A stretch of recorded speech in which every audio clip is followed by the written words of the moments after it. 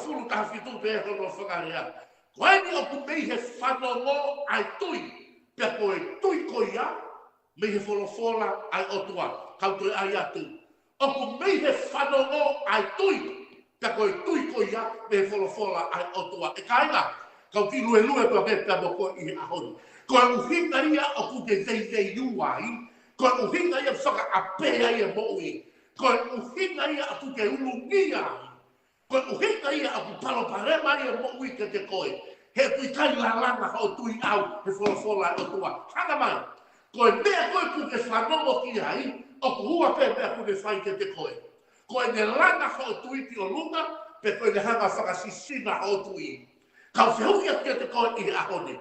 O ku langa o tui, pe o ku whakasisina o tui au, he kai mea ku te whanongo ki ai.